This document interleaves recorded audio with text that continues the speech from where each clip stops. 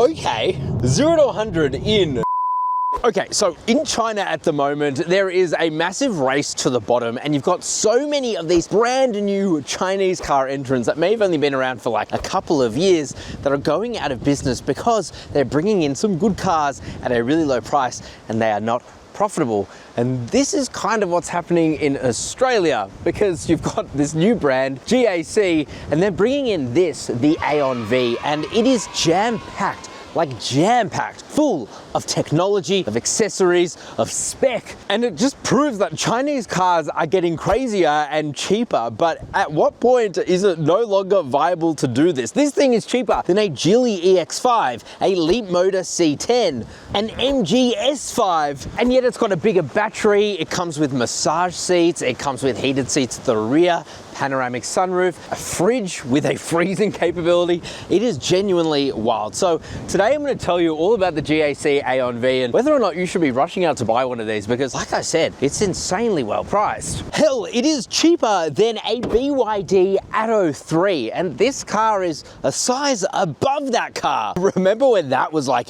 the cheapest SUV EV you could buy? I won't keep you waiting any longer. If you want the premium, that is 42,590 Australian dollars before on-road costs go up to this luxury spec here. You're gonna be spending $2,000 more, but that's still only 44,590 Australian dollars. And I just don't understand how this is even profitable with everything that you get. So today I'm gonna tell you everything you need to know about the GAC Aion V and why Chinese cars are just getting not only crazier, but cheaper. Let's talk about that. Okay, so what the hell even is GAC? Well, GAC is one of those big Chinese car brands. They actually have partnerships with brands in China like Toyota. So they actually make some Toyotas for Toyota in China, which is actually quite reassuring because we all kind of trust Toyota, right? Aion is actually one of their sub-brands. It's their EV brand. They've also got brands like Trump G, which is kind of like what the GAC M Zoom is. That G badge is actually the Trump G badge. And this here is their first electric car, which they're bringing to Australia. And it is just so impressive on paper. Let's start with design, because I actually really like the way that this thing looks. I actually really like the headlights, and I like that it's not over-styled either, while still having quite a boxy design. Aion badge spelled out there, a camera here. This thing has an incredible 360 camera, like most Chinese cars. You have a radar here. This thing does get pretty good adaptive cruise control, but as you'll see, some of the safety stuff is just so annoying. Though most of the grille is plugged up, you just got a bit of aero down the bottom. Let's check out the side. Okay, so coming to the side, you're gonna see these 19-inch alloy wheels. They are wrapped in some Maxxis tires. I just kind of wish they were a little bit better, because even these tires kind of struggle to put down the power of this thing, but I do like the wheel design. That's pretty cool. They are sticking out quite a lot though, so I guarantee you a lot of people are going to curb the snot out of these wheels. It's also got this, which I'm not entirely sure what this is. Actually, I think I do know what this is. In China, this actually had more cameras, because this thing gets like full self-driving capability over in China. You get a 360 camera here, flush door handles, which do actually pop out. Kind of cool. You have roof rails up the top. Wouldn't be an SUV without that. No tinted privacy glass, which is a bit of a miss, especially on what is a very warm day like today, and a very squared off, boxy design. I really like it. Let's check out the bum. And then coming to the bum, I really like these vertical LED lights at the back. It is very Kia Sorento, but I don't mind it. GAC badge spelt out there, Aion spelt out there too, and V, of course. But otherwise, not too much going on. It's kind of a polar opposite design from the GAC M Zoom, just not quite as crazy.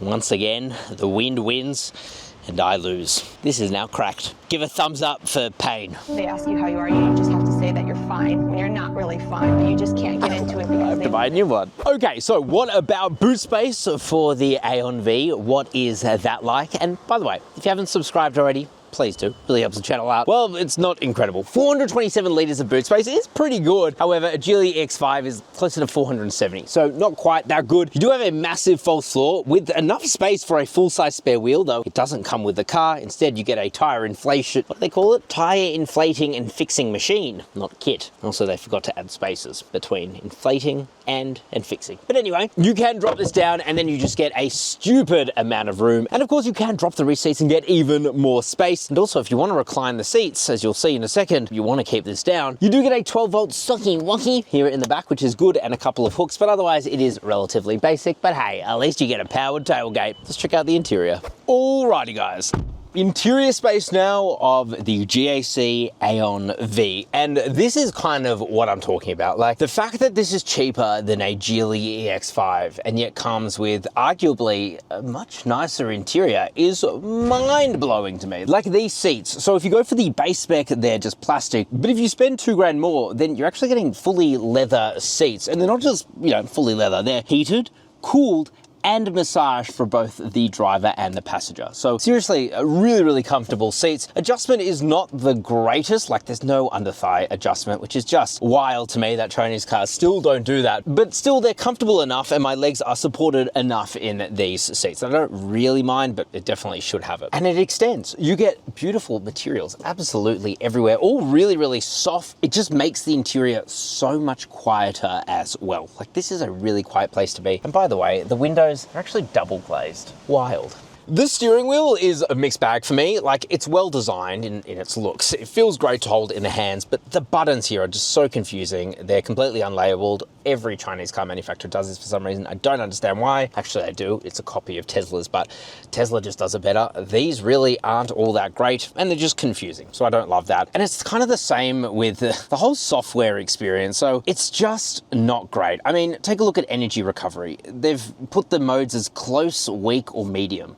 I don't think it's even in the right order. It's just silly. The passenger airbag on, that's always there at the top, which is so strange because it just overlaps on menus like on Apple CarPlay or in menus within their own system itself. It's just silly. So yeah, there's a lot of work that could be done to this display. I don't love that the air conditioning controls are within the display, but they're easy enough to use, and hey, at least you get physical controls for your aircon, which really should not go anywhere anytime soon, please. It does get wireless Apple CarPlay and wireless Android Auto, and by the way, the Adigo sound system in here is okay. It's definitely not the best. A Geely EX5 does have a better sound system, but it's fine. It certainly looks good. Anyway, oh, F you, I've just spotted you. F you. Driver monitoring system, come back to that. Up in front of you, you get your digital instrument display. Again, it's fine. It shows enough information once you figure out how to use it with these stupid bloody buttons. Oh, off, found it. Anyway, it works fine. It's just not the most spectacular thing out there, but I wouldn't really expect it, especially at this price point. Here you get a fast 50-watt wireless charger and a storage area to the side of it. Doesn't do anything. You have a massive open storage area here with a USB-A port, a USB port, and a 12-volt wacky, which is good to see. No glove box, but you do get 2 carry hooks, which is an interesting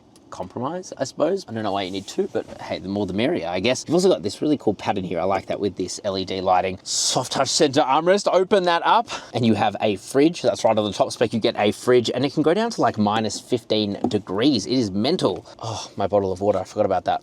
That's actually a joy. Oh, that is so good. More cars need fridges. Oh, and does it fit in here? These are very small cup holders for some reason. Your door bins as well are actually a pretty massive size, I've got to say. So yes, the interior space on this thing, especially for less than a Geely EX5, which was already an insanely cheap EV, it just blows me away. And it makes me wonder how the hell are they doing this? This can't be making money. I'm shocked. Let's check out the back seats. Let's first talk about space because it is abundant in here and it's so easy to get in when the door opens 90 degrees. It's a great feature for loading in kids, grandparents. That's unbelievable. I'm 5'11". I have an enormous amount of space, heaps of legroom. Toe room as well is actually really good. Headroom is really good too. My legs are at a good angle. You don't often see that in an EV. Hell, even in this top spec, piss off fly. You have this tray table here that feels super premium and sturdy. You could eat off of that. Is that leather wrapped? What? You have air vents here. You can control your fridge from back here, which is interesting. You can't access it from back here, so I don't know why you can control it from back here, but anyway, you can. And by the way, that fridge can also be a heater or a freezer, like I said, crazy. 1 USB-A port, that's a really odd decision, but anyway. You have map pockets here, soft touch all over the doors. Like I said, these back seats are heated. You do have to turn them on from the front seats, which is, again, annoying. Why the fridge controls there and not the 3rd zone of climate, if it had one, but anyway. Weird design choices. Big door bins as well, but it feels just super duper premium back here. These seats, again, leather, they feel absolutely fantastic. Fold down this center armrest, really nice and soft. You got a storage area here for like a phone and a couple more cup holders. And check this out, you have this really nice metal button here on the side. We pull that, you can recline really far. This would be awesome on a road trip, I think. Like a companion, like us. And CarSauce Buy. That's right, we have our car buying service, CarSauce Buy. If you want to buy a GAC Aion V or any new car and you want the best price possible, just Google CarSauce Buy or scan the QR code on your screen now. We have a team of car buyers who go out there, throat punch the hell out of the dealers. They also kick them. We kick them too. To get you the absolute best price, because we are on your side. We are consumer advocates. We go in there, we negotiate really, really hard to get you the best prices we possibly can on any new car with zero obligations. You don't have to pay a cent until you actually decide you want to go out and actually buy that car. Just scan the QR code on your screen now or Google CarSauce Buy and my dedicated team of car buyers will help you out. Let's talk about the powertrain, because even that is crazy. Okay, let's start with the battery in this thing, because it's about 25% bigger than all of its competitors. You get a 75 kilowatt hour LFP or lithium ferrous phosphate battery. It's a good battery because they're one of the safest out there, but also you can charge it up to 100% without fear of degrading the battery as quickly as something like an NMC battery. It also charges super duper fast, 180 kilowatts of fast charging. For an LFP battery, that is quick, but it means that this thing has a WLTP of 511 kilometers. That is mind-blowing. Most of its competitors are low 400s. However, on paper, I've got to say, the specs of the motor of this thing really are a little bit disappointing. It's got a single front electric motor and it puts out 150 kilowatt of power, 210 newton meters of torque. That is significantly less power and torque versus a Geely EX5, at least on paper. How will this thing go in a 0 to 100? Well, let's find out. Okay, now it's time to launch the Aion V. What will it do? In the Geely EX5, we got just over 8 seconds, like 8.06. This should be a lot slower because it puts out a lot less power, but more importantly, a lot less torque. But maybe it will surprise us. We're actually launching it in the exact same place because we're filming this weirdly in the same place as last time. So we have our specialist timing gear here. Let's see how fast or slow this thing is. Put it into sport mode. Stay on. Here we go. Wish me luck. Oh, it would help if we were in drive. It's been a long day. Stay on, don't fall off, please. That's pretty good at accelerating, even with like 30% battery left. Come on, speed up, please, please, please. Okay. 0 to 100 in 9.01 seconds. So even though on paper it's got a lot less power than a Geely EX5, it's actually not that slow. Okay, well that's a win for this, isn't it? Let's drive this thing normally. Alrighty, guys, driving the GAC Aion V, and I've got to say, it just feels like it's got a lot more power than they claim. You put your foot down, this thing is like instantaneous response. So, driving is unfortunately not this thing's strong suit, though very much in line with its competitors. So why do I say that? Well, first of all, the steering, it's just vague. It's vague, and when you point it, it might go that way, might not. It just, you know, it's doing its own thing. And that also comes down to the suspension. So the suspension itself, it's got quite a firm secondary ride. So when you haven't activated the suspension like now, it can be quite jittery, but then once you activate that suspension, you hit a bump or whatever, like we're about to do here, then it's just a bit soft. Or this one. Oh. So what that leads to is bottoming out a couple of times in this thing, like it has hit the bump stop. It's just not the best, and it is such a Chinese car thing to do, and really they need to do better, because as it currently stands, I just don't think that this is entirely acceptable. I think it's so fine when you're just around town or on highways or something, but out here on a country road, it can actually become a little dangerous because the car just becomes unsettled. And even a couple times the back end of this has actually kicked out. So yeah, work needs to be done on the suspension. The other thing is the safety stuff, man. Like, I just don't know why these Chinese car companies keep coming in with really poorly calibrated safety systems. This eye monitor is constantly going off at me. If you look at this screen, if you look at that screen, it will scream at you, and it's just so annoying. More needs to be done to calibrate those, and not beep, and not beep. It's just beeping all the time. And yeah, you can turn them off, but it's buried within menus. It's actually a bit of a pain in the bum to do. So yeah, things need to be done to this car to make it great. What is the turning circle like? Really good. But I've got to say, I'm impressed by a couple of things. One is the motor. Like, on paper it looks terrible, but actually in practice, this thing is not slow. not slow at all. And range and efficiency too. Driving around, even driving like a bit of an idiot on this route with highway kilometers as well, it's been getting 15.1 kilowatt hours per 100 kilometers. So it's mega efficient, and that means it's getting about 496 kilometers of real world range. That is super close to its WLTP and absolutely demolishes most of its competitors. In fact, it really is about 25% better than like a Geely EX5, the Leapmotor C10. The Leapmotor C10 has an advantage in that it's rear wheel drive, but I've got to say, like, apart from the fact that the chassis dynamics of this thing really aren't all that great, I think you'll hear it on this one. Cool. Don't tell me that's smashed as well. Oh, for f***'s sake. Oh, that's a bit gnarly, isn't it? Smashing everything. At least that's a screen protector. Anyway, as I was saying. Yeah, I'm kind of impressed in ways I didn't think I would be, and then disappointed in ways that that was weird. Don't know what that was. The car just completely shuttered there.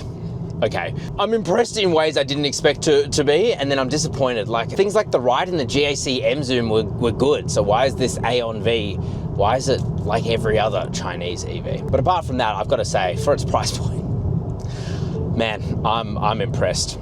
Color me impressed. It's also quiet in here. I'm comfy in this seat. You could do a lot worse, that's for sure. All right, let's get into our final thoughts. Okay, so final thoughts on the new GAC Aion V. Honestly, this thing I think is a bit of a winner. No, it doesn't drive all that great. However, its range is fantastic. I think it looks great. It comes really, really well equipped, and it's cheap. 44 grand. I mean, that is insanely cheap. Of course, I'm sure we can try and do even better. So if you want our help, if you want better prices, who the hell wouldn't? Scan the QR code there or just Google CarSauce buy. But let me know what you guys think about the GAC Aion V. You're gonna rush out to buy one. Are you as impressed as I am? I genuinely don't know how they're bringing this in so cheap. Like, it's just crazy. Ciao for now.